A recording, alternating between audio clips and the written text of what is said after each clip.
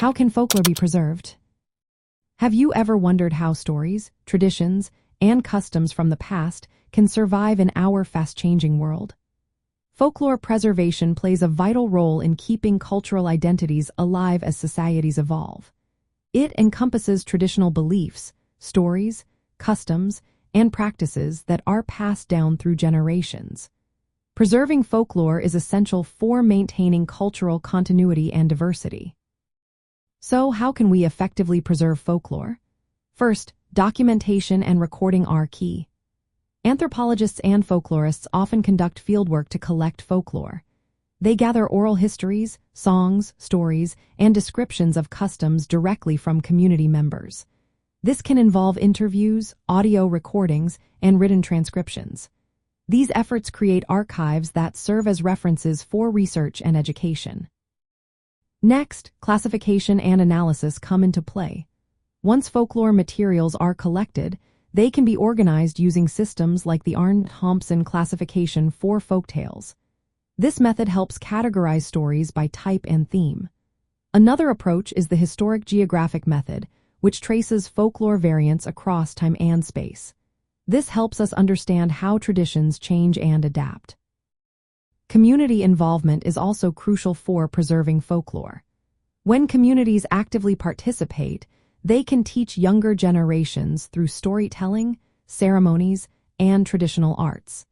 This intergenerational transmission keeps folklore alive as a living cultural practice rather than just archived material. Integrating folklore into education and cultural policy is another effective strategy. Schools can include folk literature, traditional games, and cultural knowledge in their curricula. Cultural preservation policies can support festivals, museums, and heritage sites that celebrate local folklore.